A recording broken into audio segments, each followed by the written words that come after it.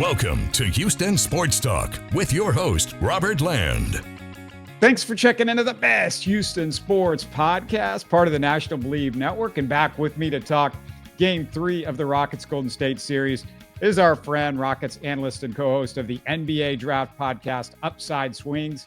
It's Cooper Klein. And Coop, I feel like a broken record, but as Jalen goes, the Rockets go. We've talked about it ad nauseum. You got to figure out a way to get Jalen Green going early in ball games. Really felt like the Warriors did a good job taking him out of this one.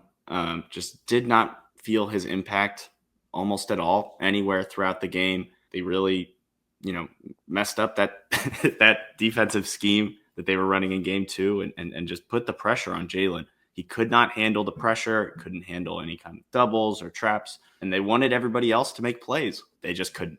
Nobody else on the team could really get anything going except for, the few guys who will really talk nice about here in a little bit. But yeah, that's kind of what we talked about during the Game 1 pod was, you need to be more creative. You need to find more ways to get Jalen going. I feel like that's been my big gripe with Ime all season is just the offensive creativity is sorely, sorely lacking for a team that requires a lot of creativity because you have really weird, not traditional offensive pieces. And it doesn't really feel like they've acted like this is a strange team like that. Udoka really reiterated what you just said, that the Warriors went after Jalen with doubles and blitzes, and the other Rockets couldn't make them pay. So did you see it that way? Did you feel like, well, they were just going to try to take Jalen Green out? The other guys needed to do a better job, and we're going to get to the other guys in a second? Or did you feel like there were things that Udoka could have done to get him going? Like, what do you do? How do you get Jalen Green going when they're, trapping him and doing that sort of thing? Because we've seen that for years we saw with James Harden. Yeah, I think he has to be better at handling doubles in the first place. I think that the big reason why that works is because he doesn't turn that into an automatic 4-on-3. He has trouble passing and handling doubles when they come at him hard like that. I think part of that is schematic. Part of that is that his handle's so loose. Part of that is, that he is just not the world's best decision maker. There's a lot of different parts to that I think really impact his inability to handle them. And I just want to see us get a solid 4-on-3. I think that's where we thrive offensively, is when we're actually getting into, just like Sengun is moving downhill and Amin and Tari are cutting and Jabari space to the corner, or you have Dylan Brooks, zip cutting. That is when we thrive offensively in chaos. And we just do not actually know how to capitalize on this stuff. And that's the saddest part. Jalen has been getting doubled for 4 years and we have no idea how to capitalize on it because he can't pass out and create an advantage with that pass. And we don't have guys who know how to properly, capitalize on that. It doesn't help that we missed every single layup that we got out of those doubles. It doesn't help that, nobody could hit their free throws. It doesn't help that when we got those advantages, we sucked last night, just straight up. We could not do anything with it. Every single game, it's felt like Steve Kerr has found a new way for Steph Curry to get going against our offense. He's cutting more. He uses a specific kind of cut against certain defenders. They really have this all schemed out, and they have an answer for everything we throw at them. Part of that is 10 years of experience, 10 plus at this point. And part of that is just the fact we don't have a guy who can do that kind of scheming offensively. Ime is not that kind of coach. But I would like to see them come up with something for Jalen other than just, well, I guess you're not going to play anymore because you can't handle the double and we don't have an answer for that. I cannot sit here and give you the one-to-one answer, but I'm not the one being hired to be an NBA coach. You have to figure something out because this is kind of getting ridiculous. You've known this was a problem. Yeah, Jalen played a ton of minutes. It wasn't like they just gave up on Jalen like they would during the regular season. His defense was still fantastic. I have to say that, his defense has been as good as I've ever seen. He's done a really good job on Steph Curry in this series when he's had that assignment. And of course, everybody's had that assignment. We can talk about Steph Curry a little bit more, but I would remind everybody, Steph Curry, he had 36 points. And you said, Coop, they got an answer with Steph Curry. What's great about Steph Curry is if you make a little mistake, and this is not the same with Jalen or anybody else, you make the smallest mistake, and he's going to hit you with a 30-foot 3-point shot. Or, if you overplay him, which you're always doing because you have to overplay him, and he gets past you, then it's a 5-on-4 because you're sending two guys at him. And if those two guys haven't got him in a corner, then, all of a sudden it's a scramble mode, and Curry's going to do what he does. But Curry, 36 points, Jalen and Sengun, your two guys, 24 points. Sengun was fantastic the first two games, but struggled in game 3, free throw issues. Again, you mentioned the free throw. It really comes down to Sengun's free throw issues. He was 1 of 6. It wouldn't have been a disaster if Sengun was 4 of 6 or 5 of 6. It wouldn't have looked as much like a disaster. I mean, even Steven Adams, he misses 2 free throws. They get the rebound. They get a basket out of it. So the 2 free throws that he missed really didn't hurt you that much. But Sengun, inefficient offensively, missed the wide open dunk. Is it possible, Coop, to go anywhere in the playoffs when one of your go-to scorers, though, is this bad of a free throw shooter? I think you could live with a game or two of awful free throw shooting if he could just make his layups. He was missing bunnies. He was missing stuff over shorter defenders. He was taking awful push shots because to me with Sengun, it comes down to, again, that as good of like an interior passer as he is not a quick reader of the floor. That is what Draymond is built to perfectly punish as a defender. A guy who can make reads and can do stuff against, he's strong enough to manage Sengun for a few seconds. And then, he'll give up the advantage and stuff will happen. But he just doesn't read the floor quickly enough. He doesn't make fast enough decisions to punish the fact that they have to send 2 or 3 to him. I just don't think he's a good enough processor yet to really take advantage of guys like Draymond, of guys like Quentin Post. And you could tell by the stupid amount of push shots he took this game that he was just missing. He has to fight for better positioning. He has to beat Draymond. He has to be able to get lower, knock him off his spot. And as much as that is like an impossible ask, because Draymond is basically singularly a Hall of Fame player off of his defense, you have to figure it out. That if Sengun is going to be your star, if he's going to be your all-star guy, your go-to guy, and he's going to earn that designation over some of these other guys, he has to be able to beat these doubles. He has to be able to beat the Draymonds. He has to be able to beat the length. And in single coverage, he can. But the Warriors are so quick. They swarm so well. That's what their whole defense is built off of. And Sengun just cannot. He could not beat it last night. He just looked kind of out of it. Yeah, you said one of the things he's got to do is if he can't make the push shots, well, that's the issue. He can't make push shots consistently. He can't make free throws consistently. We know he's not a 3-point shooter. It is very difficult in the NBA today to be a number one guy when all you're relying on is your post-up game and craft around the basket, especially when you're not this incredible athlete. You just can't bully ball and overpower everybody. You can't out-athlete everybody. I mean, Cooper, the issue with Sengun and why a lot of people are just not sold on him being a number one guy is that issue. And we've talked about it before. If he was Jokic as a passer, it's one thing. But this whole idea that he's anywhere close to Jokic, and I think you brought up this point, and it's a great point. He's a very good passer when he's in the paint. It's the paint passing. He's not a good passer as far as finding the shooters when he gets doubled on the perimeter and that sort of thing. And really, I mean, his issues continue to crop up. And are you seeing any progress in any of the things that we're talking about? Have you seen any of that? Because now we're 4 years into it.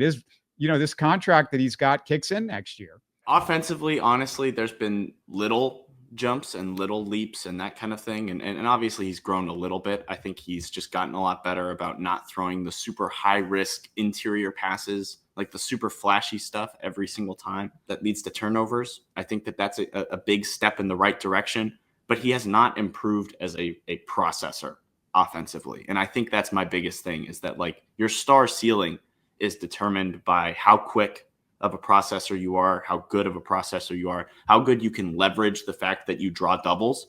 I think Sengun's best skill offensively is just that he creates advantages over and over and over again.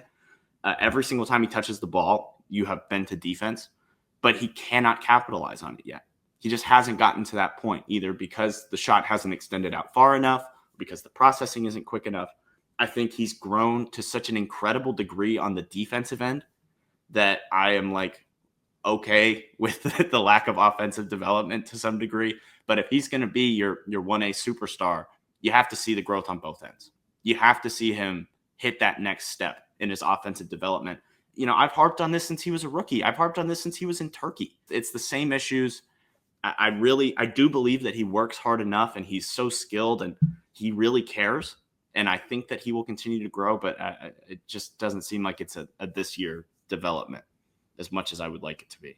All right, let's get to Fred VanVleet. And I am going to, in the time where we're mourning the Pope, I'm going to absolve him of any sins for game 3 because the offense gave the Rockets a cushion early. This is best offensively that we saw him in that first half. I mean, the numbers at the end of the game didn't look that great, but he got you off to a good start. More importantly, his defense on Curry was on total lock. He's been fantastic all through the series with his defense on Curry. And in fact, Coop, when Curry started to explode, VanVleet was not Curry's primary defender. Do you think Udoka just didn't want to wear out Fred? Because it's like, okay, he's going to play 40. I can't leave him on Curry as the main guy at the beginning of the possession because I'm just going to wear him out. I don't know what he was doing because honestly, Fred looked awful against everybody else defensively. He was great on Curry on the on ball. I thought he got killed off ball by the Buddy Hields, by Moses Moody, by even Draymond. I thought he looked really rough defensively, but maybe part of that is that he's worn out because you ran him ragged even when the shot wasn't falling in games 1 and 2, despite having multiple days rest, in between. There has to be some kind of in between. Maybe, lighten his minutes load, find a way to get Jabari more, incorporated, find a way to get other guys more incorporated, attacking mismatches, be a bit more creative. If he's your best Steph stopper, then he needs to find a way to guard Steph more because Dillon Brooks couldn't do it this game. Dillon Brooks was fouling. Dillon Brooks' defensive footwork last night was some of the worst I've seen from him. And that's saying a lot from a guy who half of the regular season didn't really try defensively. He looked like he was ice skating. It was ridiculous. If you're going to have Fred out there, he has to defensively be on Curry. I don't care how much it wears him out. It's not like he's doing that much on the offensive end other than dribbling at a light jog. Maybe you're wearing him too ragged, but I think you need to find a way to get the other guys going offensively anyways. And Fred just feels like a crutch. If he's not going to give you 20, 30 points, then he's just a crutch offensively. He gets you a shot every time down the floor because he's the only guy who can consistently dribble against pressure. But I just don't think that's enough of an advantage to be like, oh, no, we can't run out. We can't run our best Steph defender out of energy. That's his job. His job has to be to stop Steph. Amen has not looked great. Amen cannot do it. Jalen's been fine. But you need Jalen's length on the other guys. It's just not enough. You said something that I want to put a pin in and just remind me to come back to this. But you talked about Fred otherwise doing a light jog. In other words, walking it up the court. And I want to get to that in a second. I also want to talk about which Rocket player has been shockingly ineffective so far. We'll do that shortly. But before we roll on, a quick reminder that the NBA playoffs are your chance to score big, whether you're riding with the Rockets or cheering your favorite underdog. Every three-pointer and buzzer beater, an opportunity for you guys to win at MyBookie. Place your bets live as the action unfolds. Are you feeling confident? Well, then lock in your winnings early with our quick cash out option. Never miss a chance to turn your basketball knowledge into real cash. And hey, are you new to MyBookie? Sign up today with the promo code MM50. MM50. Look for it and instantly boost your first deposit. If you deposit $50, MyBookie tosses in an extra $25. If you deposit $100, get a $50 bonus. More action, more excitement, and more chances to win during basketball's intense playoff season. Plus, when the games wrap up, keep the winning streak alive at MyBookie's casino with slots, blackjack, roulette, and more. The thrills never stop. Bet anything, anytime, anywhere, only with MyBookie. All right, Cooper, let's get to a guy that is starting to get some heat from Rockets fans. Amen Thompson is a disappointment in this series. But I'm wondering, is there something the Warriors defense is doing differently? Because we're not seeing him getting those typical dunker spot slams. I think it has to do with how they're defending Sengun. They have so much length on the wings and so much movement ability from the wings that they're able to send more help from there. And Draymond is so good positionally that you don't need to be sending help from the dunker spot. Or, they just send help from weird spots. And Amen is just not, it doesn't feel like he's been as aggressive this series. And I think that that's been my main issue. When he's been aggressive, when he's been looking to get downhill, when he's looked assertive, I think he's looked good.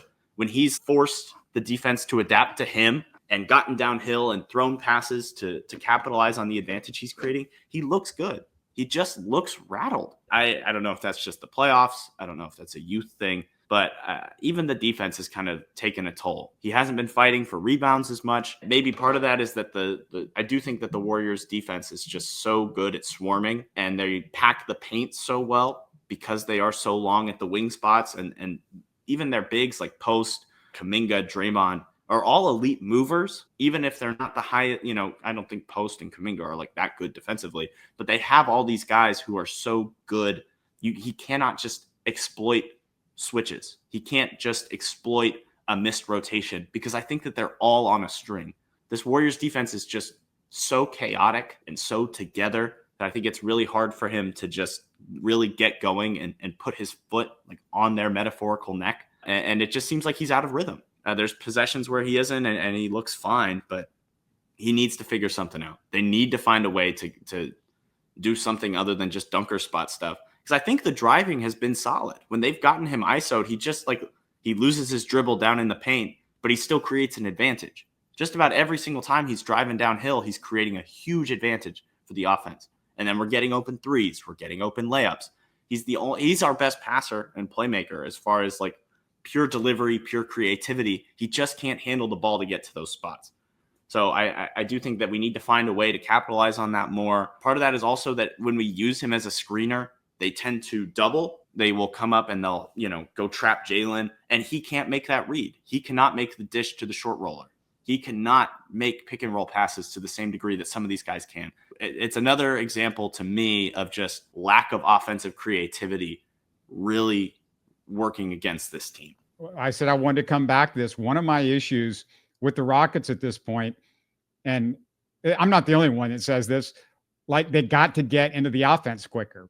With Fred walking the ball up the court, whoever it is that's got the ball, they're just walking the ball up the floor. If you do this every single game where you let Golden State get their defense all set up, they're as good as it gets when their defense is set up. So Amen is their best chance. He should have the ball and be bringing it up the court. Jalen does not dribble the ball up the court quickly. Fred, we know, just walks it up the court. So Amen's job should be, especially since he can't get anything going in the dunker spot, is to at least dribble the ball up the court and try to get into something quickly or get some easy baskets. But if he's getting the ball up fast, the other guys tend to follow. They're going to move faster. Not saying Fred's going to move that fast, but the other guys will move a little bit faster if Amen's the guy that gets the ball. And that's one thing I don't get, especially when you have an athletic advantage, you have a depth advantage over this team, especially without Jimmy Butler. Why aren't you trying to move the pace just a little bit faster? I know he doesn't want to let it get chaotic because then Steph all of a sudden on the other end starts getting wide open threes left and right. But at the same time, offensively, at least get the ball up quicker so you got a better chance, because we know once it gets under 10 seconds, I'm looking at just the Rockets taking some garbage shot. It happens over possession after possession after possession. It's awful. It's awful to watch. I think as much as I understand we need to win the slog it down, kind of grind it out battle, this team is entirely composed of players who thrive on chaos. I like the guys we have drafted. Amen completely thrives. He's so much more high feel. He's such a quick twitch mover.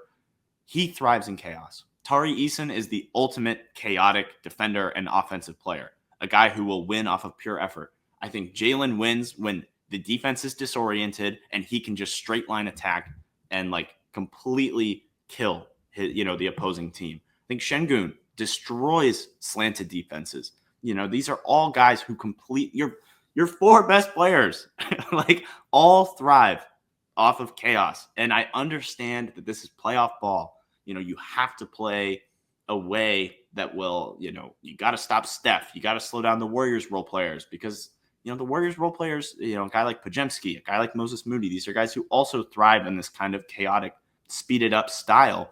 And the Warriors want to play that. The Warriors want to speed you up. They want to get into their stupid grenade actions and the stuff where they're running post splits and all this kind of stuff.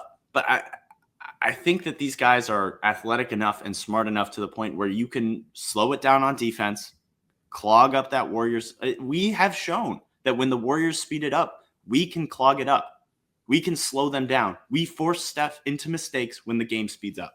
We force their role players to make mistakes when the game speeds up. It feels like we're holding ourselves back from the chaos and then still winning the chaotic battle. Instead of just, let's take advantage, let's put our foot on their neck, let's run them into the ground. These guys are old, they have no depth. And what is Steph Curry going to do in transition defense? What is Buddy Hield going to do against the Jalen Green, Thompson transition attack? I know that it's the playoffs. They'll find a way to slow it down, but you have to get a few easy buckets.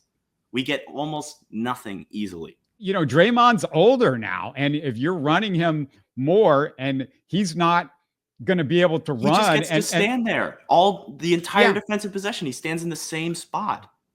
Yeah. That plays to his advantage. Absolutely. And I just want to see him do it once and see what happens. That's the other thing. Udoka is so bad at experimenting with stuff. And that's what frustrates me. And here's something that might need experimenting with. Jabari Smith was 3 for 5 from 3 in game 3. He's 5 for 9 in the series from 3. He's 9 for 15 from the field. And his 8 shots in game 3 were more than the other 2 games combined. He's shooting the ball great. Who else is shooting the ball great? Who else can get the shots off against this Golden State team? Jalen and Jabari are the 2 guys that are most capable when you've got somebody right in their face of getting the shot off. But Coop, like we said last week, as hard as it is for the Rockets to get open shots, they've got to find ways to get Jabari the ball more. You have to find ways. I think he's a guy who, even if his offense is really simple, this is the time when his offense becomes extremely valuable. This is the time when a 1-2 dribble pull-up becomes extremely valuable. This is the time when a rise up over the defender who's only 6'4" and just splash a 3 in their face becomes even more valuable. When your offense can't get anything going, when you're creating advantages, your offensive rebounding, but you need a guy who can just hit the open shot. And I think that's Jabari. That is his bread and butter. Every single time he's gotten a kick out, I felt good. That's a good possession. A Jabari corner or wing kick out 3, even if it's contested, is probably the offense I feel best about. You have to find a way to get him more involved. It's felt like they haven't even tried to run pick and pop action. Run him as the 5 and then have Tari and Amin out there too. Run some small ball stuff. Try to maintain your rebounding advantage, but actually space the floor. Force Draymond to actually play in a real pick and roll coverage. Force him to use his ground coverage and then actually get your cutting actions going. Allow Tari and Amin to cut when Draymond's out of the paint. I get that Adams and Sengun in a vacuum are just so good and your best players, but you have to try some new things. You have to experiment, and especially with the way the series has gone. As good as the 2 big lineup is, as good as Sengun and Adams are, at least try something new. Try some mobility. Try some speed it up. It's driving me crazy. Let's try something new then. Let's try it. Let's try the new thing. Would you start Jabari over the struggling Amin? Amin's my favorite player on the team. Amin's my favorite player I've ever drafted. I think you gotta go back to what got you here. And you have to, as much as I know Ime wants to stick with his guys, we have seen since they changed the starting lineup, it's not as good as the old lineup was with Jabari out there. I think you maintain your size advantage, but you get more shooting, you get more space for Fred and Jalen to actually work in, and then you still get to play Amin. Give Amin a break, let him rest and come out there and then actually play. Get him more energy, get him going later. The excuse not to do this is, okay, we're going to break up the chemistry. There is no chemistry right now with this starting lineup. And we had a year and a half of the other starting lineup. They've played way more games together than this starting lineup. The other part about it is if Amen's going to be on Steph Curry all the time and play great defense on him, and that's the reason why he's in the starting lineup, then that excuse is sailed because Fred's playing him.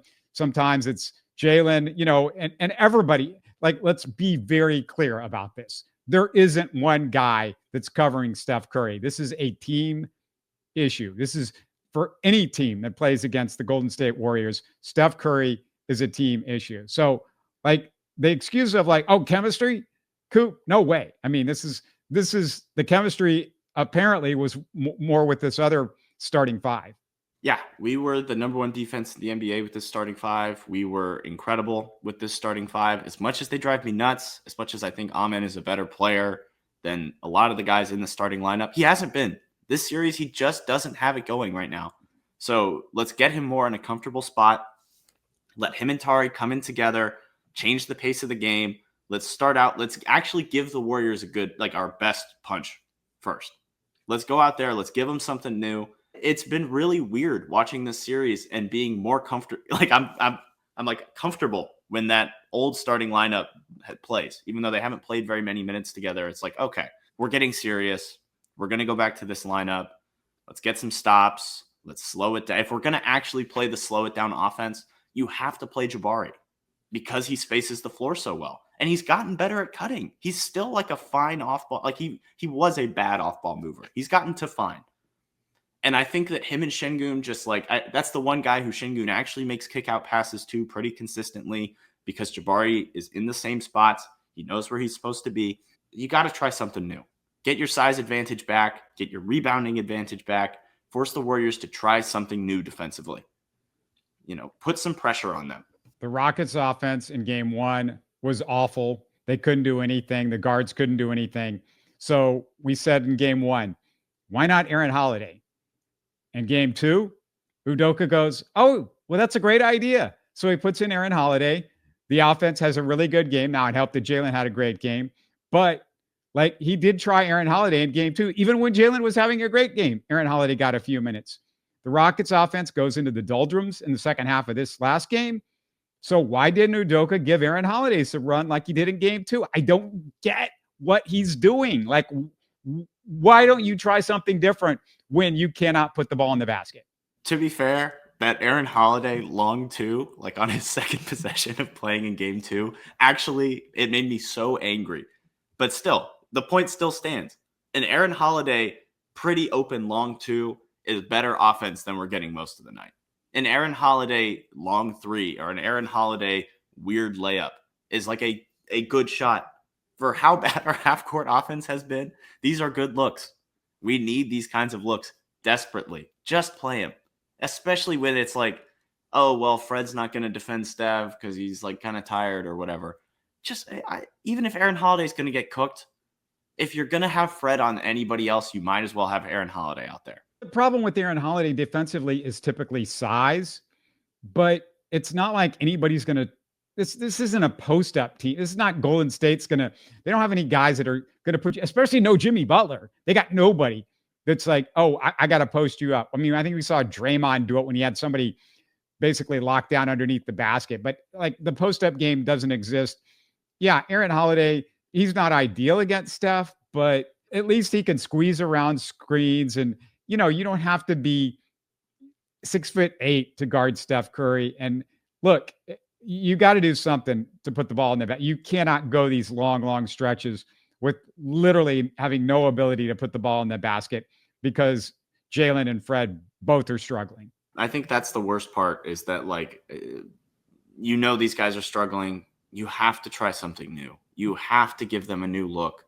And it just felt like there were no new looks in that second half. And maybe that's because we haven't practiced them. Maybe that's because that's not what we work on. But that's an even bigger indictment on Udoka, in my opinion. If we don't have other looks to go to in a big playoff game that was very winnable, like excessively winnable, if you just had one answer, that's a major indictment on Udoka's offensive coaching ability. Steven Adams is the only Rockets player who's had a positive plus minus in every single game of the series. At this point, you got to assume, Coop, he's allowed to play only 20 minutes because there's no explanation for not playing him more. We talked about this after game one. The concern was, oh, Steph Curry is going to cook him on defense in those type lineups. But man, he's moving as good or better than Sengun out on the perimeter. He stole a ball from Steph Curry. Was it Curry? No, it was Healed. It was Healed. He stole a ball from Steph but he Healed and took it in for a lay. I mean, that was incredible. The defensive concerns with Adams, if you can't find ways to play him with how well he's played, that's a coaching problem. That is not an Adams problem. That is not a Steph's killing you problem. That is not an anything else problem. It's an Ime problem. You have to find a way to play the guy who is, even when he's missing free throws, making a positive impact. The guy who is defending hard all the time and grabbing every single rebound.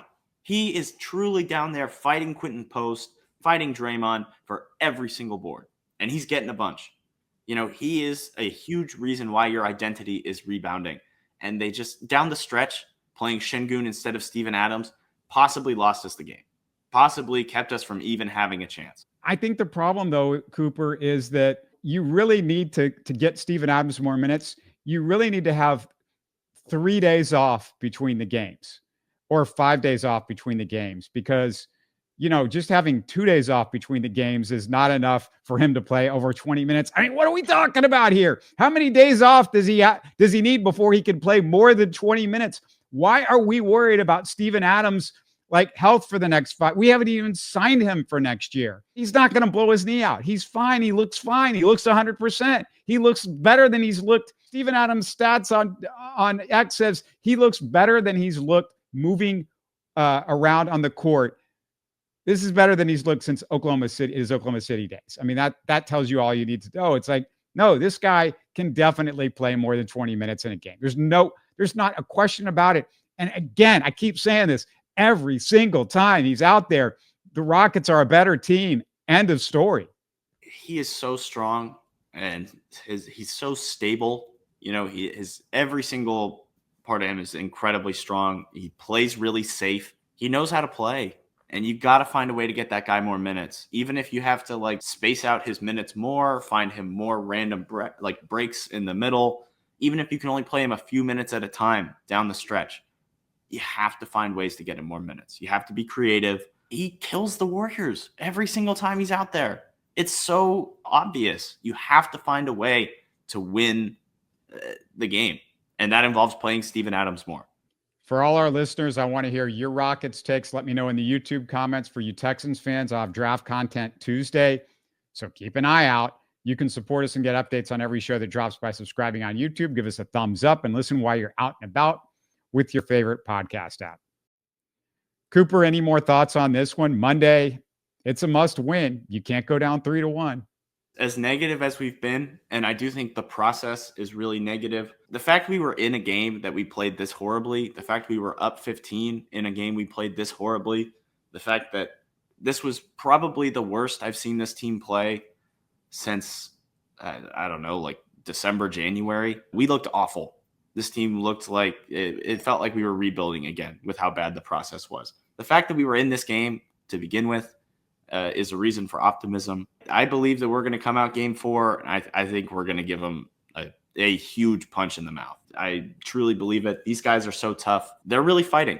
These guys want it bad. Even when we're losing, Jalen is, chirping and he's still in it. This is the kind of mental toughness that you want to see from your young guys. Even when they're losing winnable games, they're still fighting.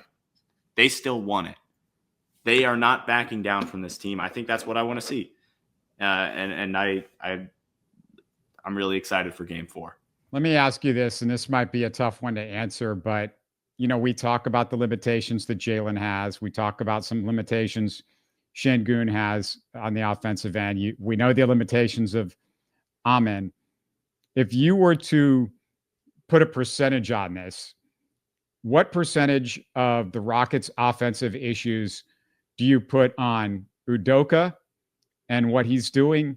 And what percentage do you put on the Rockets' limitations with the players that they've got, their inexperience, and that sort of stuff? Is it 40% Udoka, 60% the players, 30% Udoka, or is it 70% Udoka and 30% the player? Like, how do you see it? Young players are always going to have limitations. It doesn't matter how good they are. Luka Doncic has limitations. Jason Tatum has limitations. Shai Gilgeous has limitations. Young guys are always going to have limitations. It doesn't matter how good they are. The coach's job is to find a way to fix that, is to find a way to build a scheme and make it work. I want to say it's about 70-30 Ime. I think it's 30% that he's found a pretty good way to sometimes you just got to let these guys cook. Sometimes you just got to let them get into their offense, and they're not making layups, and they're not making open shots, and they're not fighting for post positioning. And it's 70% that there is just no creativity. He's found what he thinks will work, and I think it's kind of the, just let him go option, but that's not enough. I don't think that's enough, especially against a veteran team like the Warriors. You have to be throwing different punches. You have to be making them work for it, and they are just not really working for it right now. So you're saying 70% Ime's fault over the players? Yeah, I do think I don't want to take any all responsibility away from them, but the coach's job is to find the limitations of his roster, to know his roster's limitations, and make it work. Make a scheme that makes it work. And I think defensively, he really did that. I think he took a good defensive core of young guys and turned it into an elite defense. Jalen and Sengun's defensive growth has been incredible. One of my favorite things that I've ever seen in the NBA. It's insane. If you told me how good they would be defensively 3 years ago, if you told me Jalen was our second best Steph stopper in this series, even a few weeks ago, insanity. He's been incredible. Sengun being one of the more interesting, 2 or 3 coverage big men who can still rebound defensively, incredible.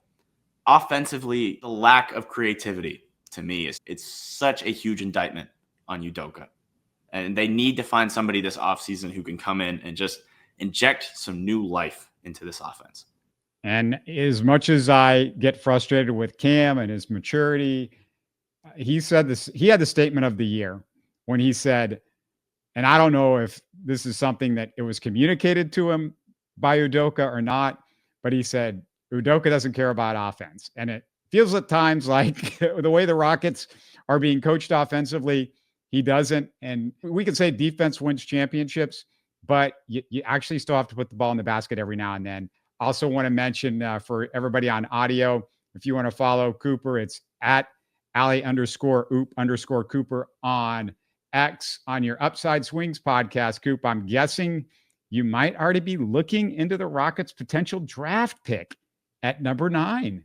We can always pray we get Flag or whoever. I've already found my guy, I think, who I want the Rockets to draft outside of Flag. It's actually his teammate, Con Knipple.